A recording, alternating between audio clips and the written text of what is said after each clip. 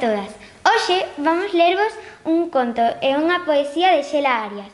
O conto titúlase A fraga dos paxaros faladores e a fraga leopardicia, que o fixo Xela Arias cando tiña 11 años e ganou un premio. Hai xa certa cantidade de anos, non sei cantos, estaba eu na miña casa de Xemil. E tiven unha idea, ir viaxar e explorar o mundo. Pois ben, comecei a facer as maletas, recollendo todos os meus trebellos. Metí nas maletas e blusas no ascensor e baixei. Abrí no coche e ia a correr. Ia a 200 por hora. Ese coche meu é un leopardo a reacción, que inventaron uns científicos amigos meus, que, por certo, dixéronme que puxera anuncios e dixera xentes que no seu laboratorio teñen unha mediciña que o que a tome durará millóns e millóns de anos. Este laboratorio está na Rúa Saturno número 20, piso 100.000. Así que, o que quera vivir millóns e millóns de anos, xa sabe a onde dirixirse. Cheguei a unha fraga, pero esta fraga era pequena, e os seus únicos habitantes eran paxaros faladores. Os cales arrodeáronme segundo cheguei. Eran moi grandes, como a xigantes, e un que estaba traxado con camisa branca, levita negra, calzón floreado, díxome: "Pirris pío pío, pos turistís, en xangos", que quere dicir os pío pío saudan aos turistas estranxeiros. Eu estirei a miña man para dicir encantada de coñecelo, pero el alargou a pata, e eu asustada preguntei: "Que significa? Pío pío quer tristar paspa", o que quere dicir pío pío quere chocar as patas. Eu estirei a miña perna e deille un bico. El quíxome dar o seu bico, pero co gran apreiteiro que tiña esganizoume a cara. Botei un berro. Ai!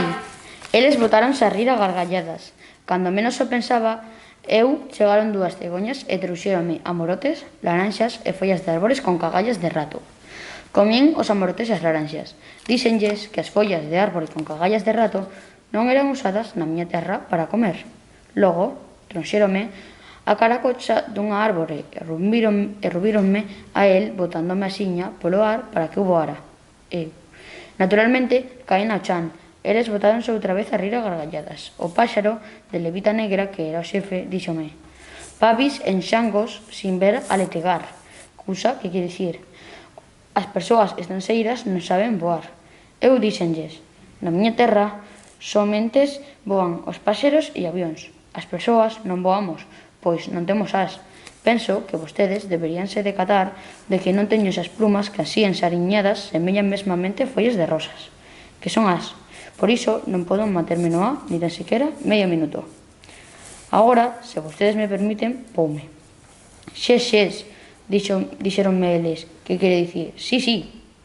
Mais de súpeto decateime de que tiña desaparecido o meu coche. Ai, meu coche queridiño.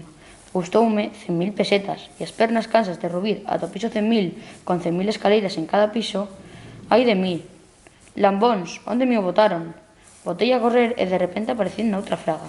Esta chámase a fraga leopardicia porque está habitada por leopardos.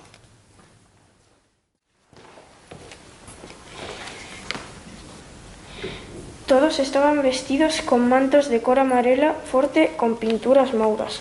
Cando cheguei ao pé deles, o máis grande plantouse diante miña e conduciume a unhas árbores e mandoume sentar, facéndome unha reverencia.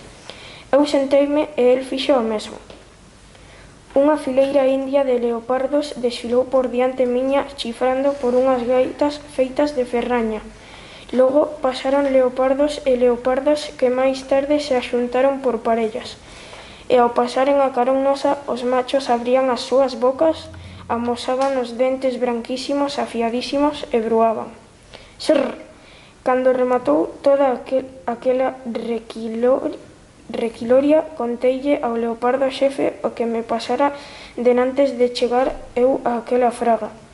El ofreceume 2 leopardos para poñer debaixo dos meus pés para que me levaran ao meu coche, porque estes leopardos tiñan moi bo olfacto e ao mellor acertaban con el.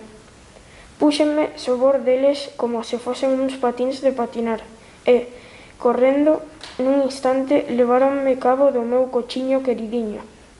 Funlle dar unha aperta de contenta e resulta que aquel coche era de manteiga.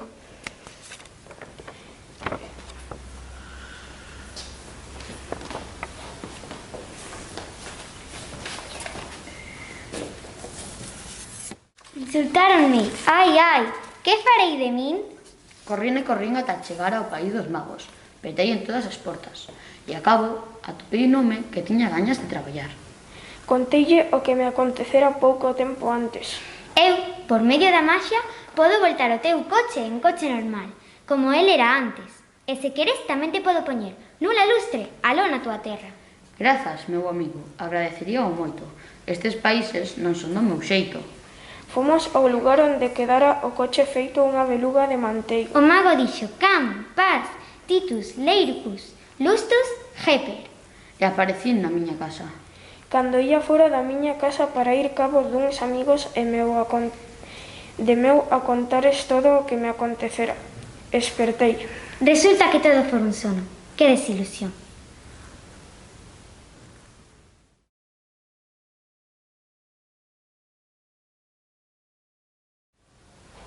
E agora vou presentar un poema de Xelia Arias chamado Darío Diario, dedicado ao seu fillo, que se chama Darío. Todos los bebés son tú e ningún como a ti. Todos los nenos son tú e ningún como a ti. Todos los adolescentes son tú e ningún como a ti.